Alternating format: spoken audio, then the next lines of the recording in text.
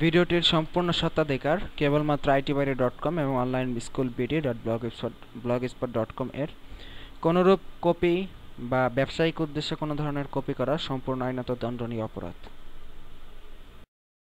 Dear learners, online school BD এবং আইটিবারি এর তরফ থেকে আমি আপনাদেরকে আবারও স্বাগতম জানাচ্ছি আমাদের ভিডিও টিউটোরিয়ালগুলোতে। এর আগের টিউটোরিয়ালে আমরা একটা ওয়ার্ডপ্রেস সাইট কিভাবে বিং ওয়েবমাস্টার টুলসে সাবমিট করাতে হয় সেটা দেখেছি। তো সেটা ছিল মূলত একটি ফাইল আপলোডের মাধ্যমে সাইট ভেরিফিকেশন। তো ব্লগারে কিভাবে বিং ওয়েবমাস্টার টুলসকে ভেরিফিকেশন করাবেন সেটা আমি আপনাদেরকে আজকে দেখাবো। তো এর জন্য অবশ্যই আপনাদেরকে বিং ওয়েবমাস্টার টুলসে লগ ইন করতে হবে। তো যথারীতি আপনারা বিং ওয়েবমাস্টার টুলসে লগ ইন করবেন। তো লগ ইন করার পর এখানে অ্যাড এ সাইট, এখানে আপনাকে একটা ওয়েবসাইট অ্যাড করাতে হবে। তো তার জন্য আমরা এখানে আমাদের ব্লগারের যে ওয়েবসাইটটি আছে সেটা লিখব। এখানে আমরা যে কোনো একটি ব্লগারের ওয়েবসাইটের অ্যাড্রেস কপি করে আমরা লিখে দিলাম আমাদের একটা ফ্রি ব্লগারের অ্যাড্রেস। তো এখানে অ্যাডে ক্লিক করলাম। তো যথারীতি আমাদের কিন্তু এখানেও কিন্তু আপনার সাইট ম্যাপকে আগে সাবমিট করাতে হবে। তো আমরা আমাদের সাইটের জন্য একটা সাইট ম্যাপ তৈরি করে নিই। তো এক্ষেত্রে আপনাদের মনে রাখতে হবে ব্লগার যেহেতু এফটিপি সাপোর্ট করে না, তো কাজেই আপনাদের কিন্তু এখানে এফটিপিতে আপনার সাইট ম্যাপটা তৈরি করার কোনো প্রয়োজন নেই।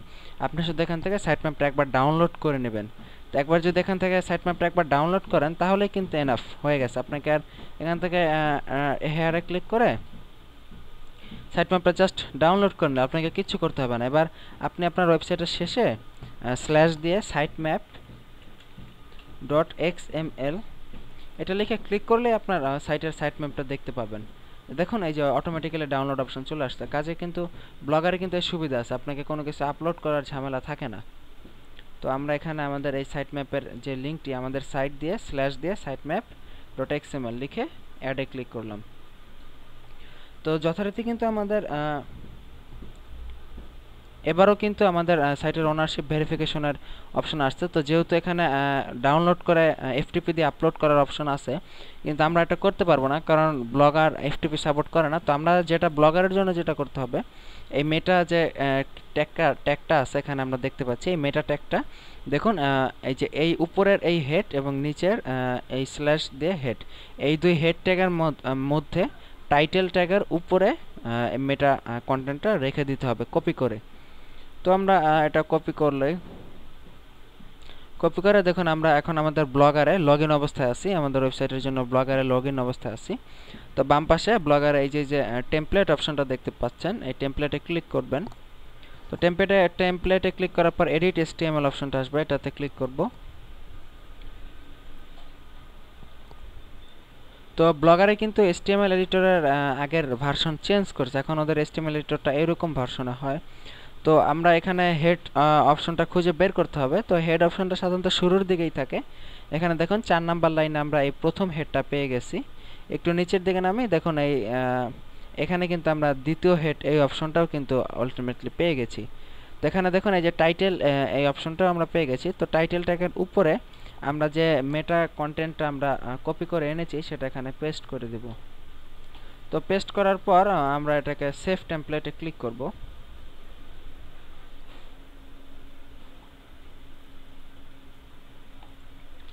তো দেখুন টেমপ্লেটটা সেভিং হচ্ছে।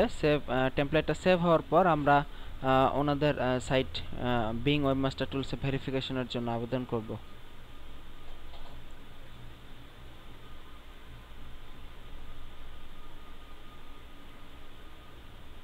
টেমপ্লেটটা সেভিং হচ্ছে, এখনও সেভিং হচ্ছে।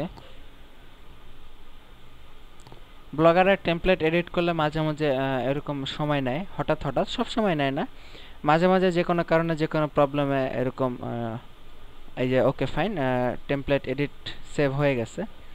তো আমরা এখন এখানে ভেরিফাই ক্লিক করব, যেহেতু আমরা মেটা ট্যাগ দিয়ে ভেরিফিকেশনের জন্য আবেদন করেছি।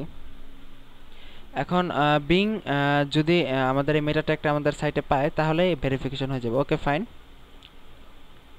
আমাদের সাইট কিন্তু দেখুন অলরেডি কিন্তু বিং এর জন্য ভেরিফাই করা হয়ে গেছে, এমনকি আমাদের সাইটের সাইট ম্যাপও কিন্তু এখানে ভেরিফিকেশন করা হয়ে গেছে। তো সাইট ম্যাপের URL সাবমিটেড, এটা পেন্ডিং অবস্থায় আছে। এটা একদিন বা 2 দিনের মধ্যে আমাদের ইউআরএল গুলো বিং এর কাছে সাবমিট হয়ে যাবে।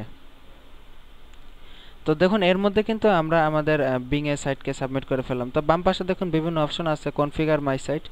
আমার সাইটকে বিং এর বিভিন্ন রেজাল্টের জন্য বা বিভিন্ন বিষয় কনফিগার সাইটের বিষয় আশয় আমরা এখান থেকে জানতে পারবো। ক্রল রেট, এখানে আমরা ক্রল রেট দেখতে পাচ্ছি যে গুগল কীরকম বিং কীরকম ক্রল করবে আমাদের সাইটকে।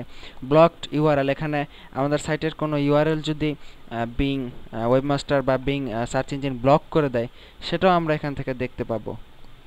তো আশা করি আপনারা এই ব্যাপারগুলো বুঝেছেন। তো এখানে দেখুন আমরা দেখতে পাচ্ছি সাইট ম্যাপ 1 মানে একটা সাইট ম্যাপ আমাদের সাবমিট হয়েছে। তো দেখুন আমাদের উপরে আমরা একটা মেসেজ দেখতে পাচ্ছি। এরকম বিভিন্ন নোটিফিকেশন আপনার বিং ওয়েবমাস্টার টুলসে বা গুগল ওয়েবমাস্টার টুলসে গেলে আপনি দেখতে পাবেন।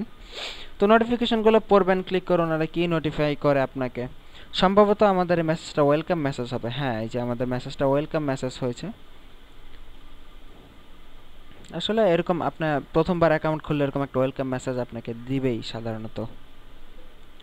তো ওকে ফাইন, আমরা আশা করি আপনার বিং ওয়েবমাস্টার টুলসের ব্যাপারগুলো বুঝতে পেরেছেন। তো এরপর কোনো প্রবলেম থাকলে আমাদেরকে যোগাযোগ করুন, আমাদেরকে এই ঠিকানায় জানান।